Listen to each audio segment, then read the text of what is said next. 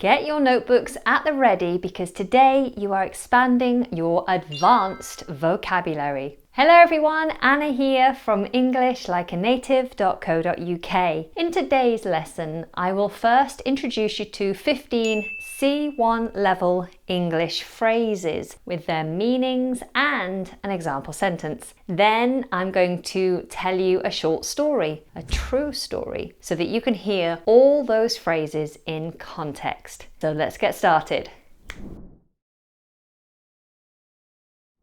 Number 1, at a loss. This means feeling confused or uncertain, not knowing what to do. My baby's been crying for hours. I've tried everything to settle him, but nothing seems to be working. I'm completely at a loss. Number 2, be aware of something. This means having knowledge or consciousness about something, so you know about it. There is an inspector in school this morning. I don't want you to panic or do anything special. I just want you to be aware of the fact that she may pop into your classroom to see what you're doing. Number 3, easier said than done. This means that something sounds simple, but it's actually quite difficult to accomplish. So it's easier said than done. You're planning to climb Mount Everest this year, wow. And without any prior climbing experience. Well, I mean, climbing any mountain is easier said than done.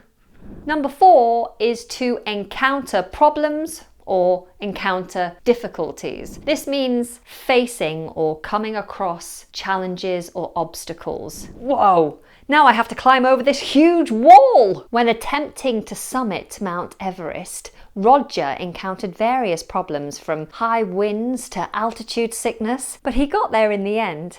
Number 5, engage in conversation. This means to actively get involved in a conversation with someone.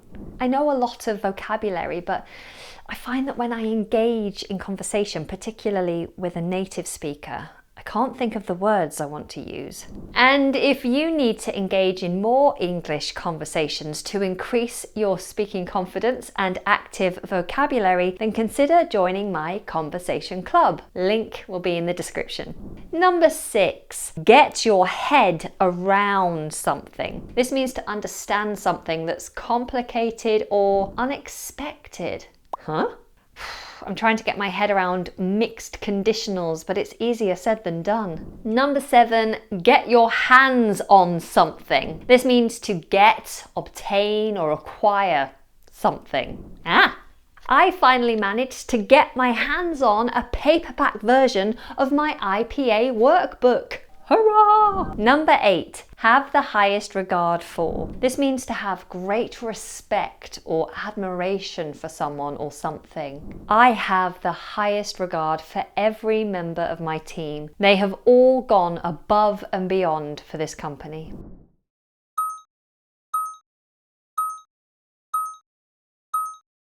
Number 9, be in 2 minds. This means to be unsure, to feel uncertain or hesitant about a decision. Oh, what do I do? I'm in 2 minds about going to the party tonight. Part of me wants to go and boogie all night, but another part of me wants to be sensible, stay home and rest before my football match tomorrow. Number 10, to be on the breadline. This means to live in poverty or to be experiencing financial hardship. After I had my first child and my husband lost his job, we found ourselves on the breadline, and for a while we really struggled to make ends meet. 11, out of the question. This means it is not possible, it is not allowed, it will not be happening. Jacob asked me if he could borrow my car so he could drive with all of his mates to a 3-day music festival. I told him it was out of the question and that he should take the train instead. Number 12, pain in the neck. You might also hear other versions of this like pain in the butt, pain in the bum, or more rudely, pain in the.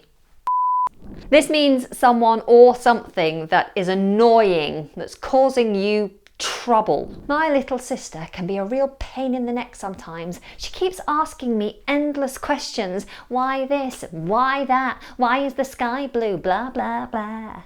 Number 13, a sense of belonging. This is when you feel connected or accepted within a group or community. Joining the hiking club gave me a sense of belonging and finally made me feel like part of this community. 14, sit on the fence. This means to be neutral and undecided in a situation. You're not on one side or the other. Every time Dad and I have an argument about politics, Mum goes quiet. I know secretly she agrees with everything I say, but she pretends to sit on the fence to avoid any conflict. She's a pain in the backside. 15 is to take great pleasure in something. This means to enjoy something immensely, greatly. Teaching is very rewarding. I take great pleasure in seeing my students succeed.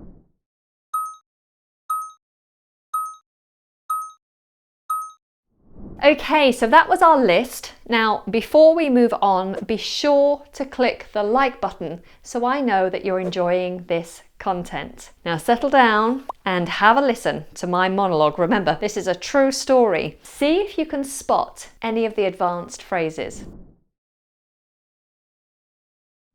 You know, when I first moved to London, I was the victim of a crime. My purse was stolen. It contained money, my ID, and my bank cards, which I desperately needed due to having just moved house. The money they had stolen was meant to pay for my taxi home that night, and without any access to money, I was completely at a loss as to what to do. My supervisor was aware of what had happened and decided to pay me in cash for my shift. Phew.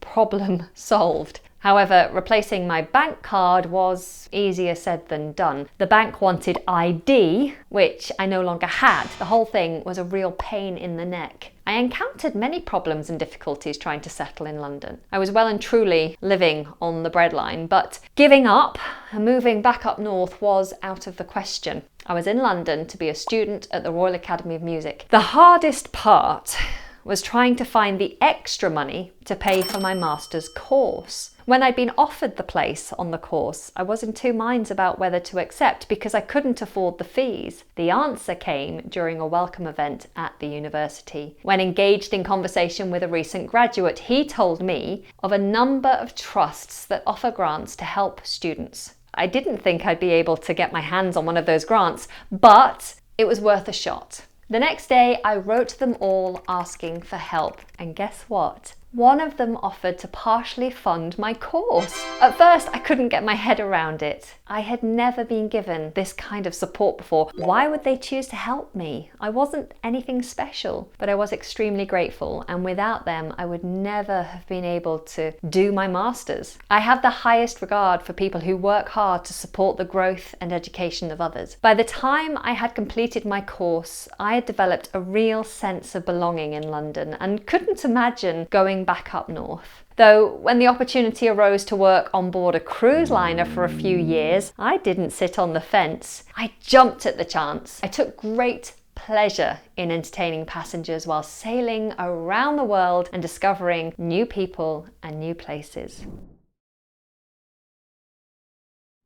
You know, when I first moved to London, I was the victim of a crime. My purse was stolen. It contained money, my ID, and my bank cards, which I desperately needed due to having just moved house. The money they had stolen was meant to pay for my taxi home that night, and without any access to money, I was completely at a loss as to what to do. My supervisor was aware of what had happened and decided to pay me in cash for my shift. Phew.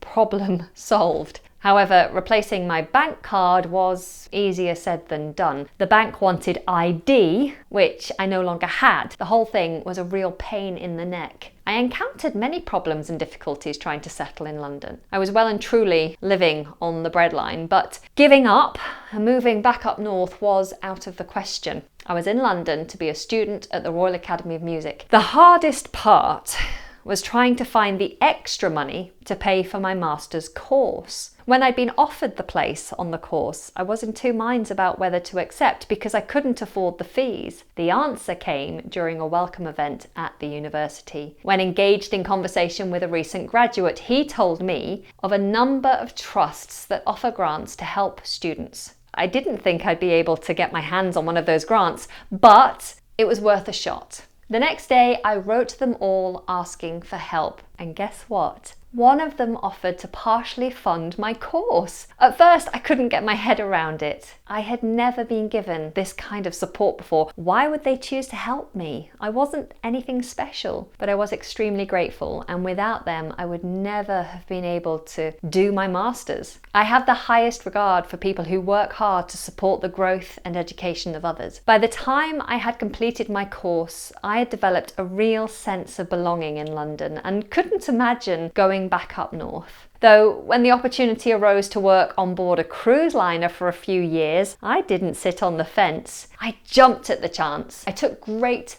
pleasure in entertaining passengers while sailing around the world and discovering new people and new places. Hey, if you're still with me, then please click on that subscribe button so that we have a greater chance of bumping into each other for another English lesson. Until next time, take care and goodbye.